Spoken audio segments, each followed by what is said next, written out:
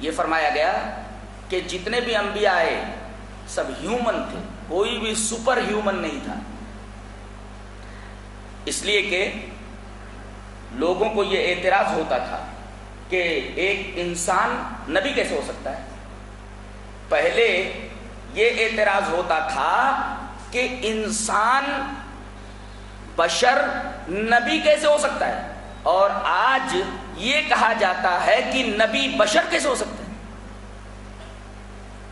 پہلے لوگوں کو یہ اعتراض تھا کہ ایک انسان، ایک بشر نبی کیسے ہو سکتا ہے، ما نراک الا بشرا مثلنا، ہم تو تم کو ایک اپنی طرح کا انسان دیکھتے ہیں۔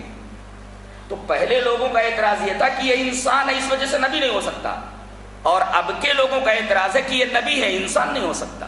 تو اب اس میں تعویلیں ہوتی ہیں، وہ نور کے بنے ہوئے ہیں تو ایسا ہے تو ویسا ہے، اور جب کچھ نہیں بن پڑتا تو دونوں کو ملا دیتے ہیں، نوری بشر ہے، نوری بشر۔ تو اللہ تبارک و تعالیٰ نے فرمایا کہ جتنے انبیاء کرام آئے سب کے سب ہیومن تھے، کوئی بھی سپر ہیومن نہیں تھا،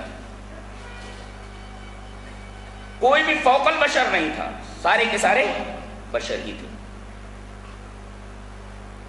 اور اگر یقین نہ آتا ہو تو اہل ذکر سے پوچھ لو، فرمایا گیا فَاسْأَلُوا أَهْلَ الذِّكْرِ إِن كُنتُمْ لَا تَعْلَمُونَ، اگر تمہیں اس بات کا علم نہیں ہے تو اہل ذکر سے پوچھ لو۔ اہل ذکر سے مراد یہاں اہل کتاب ہیں، تورات اور انجیل والے۔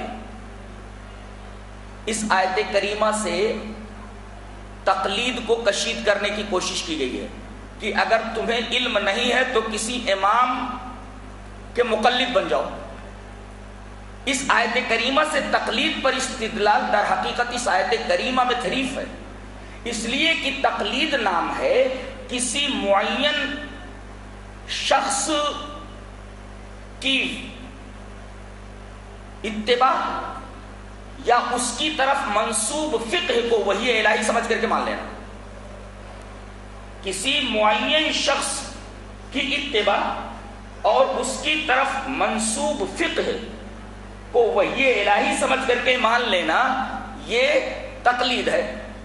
اب بتائیے، تقلید ایک معین شخص کی ہوتی ہے، اور یہاں آیت کریمہ میں کہا جا رہا ہے کہ اگر تمہیں کسی بات کا علم نہ ہو تو تم کسی بھی جاننے والے سے پوچھ لو۔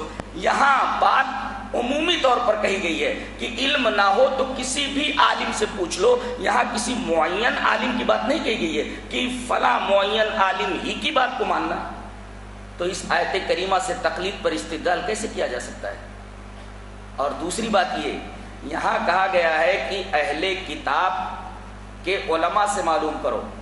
ظاہر ہے کہ اہل کتاب کے علماء کا جو حوالہ دیا گیا ہے کہ وہ انجیل سے دلیل دیں، تورات سے دلیل دیں، تو ایسے ہی اگر تمہیں علم نہیں ہے تو علماء سے پوچھو اور کتاب اور سنت کی دلیل ان سے مانگو۔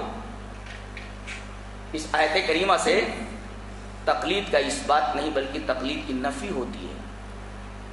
تو اگر تمہیں یقین نہیں ہے میری باتوں پر کہ نبی انسان ہی ہوتا ہے تو اہل ذکر سے پوچھ لو، یہ بتائیں گے کہ جتنے بھی انبیاء کرام دنیا میں آئے سارے کے سارے ہیومن تھے، کوئی بھی سپر ہیومن نہیں تھا۔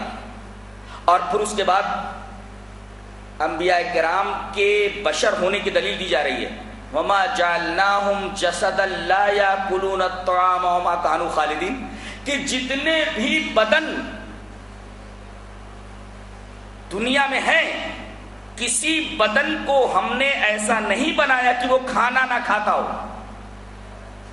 دنیا میں جتنے بھی انسان ہیں جن کے پاس بدن ہے وہ سارے کے سارے بدن کھانے کے محتاج ہیں،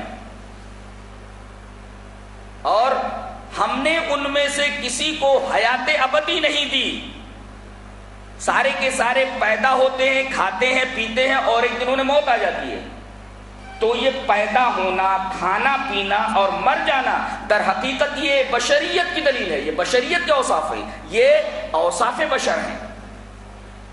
اور اسی سے یہ نقطہ بھی معلوم ہوا کہ حضرت خضر علیہ السلام پیدا ہوئے، انہوں نے بھی کھانا کھایا، پانی پیا، ایک دن ان کو بھی موت آ گئی۔ جن لوگوں کا یہ عقیدہ ہے کہ اب بھی حضرت خضر زندہ ہے، یہ عقیدہ نص شرعی کے خلاف ہے، نص شرعی سے ثابت نہیں ہے۔ اور بھٹکے ہوئے لوگوں کو جنگل کے اندر وہ راستہ بتاتے ہیں، اس کے اوپر بھی کوئی نص شرعی موجود نہیں ہے۔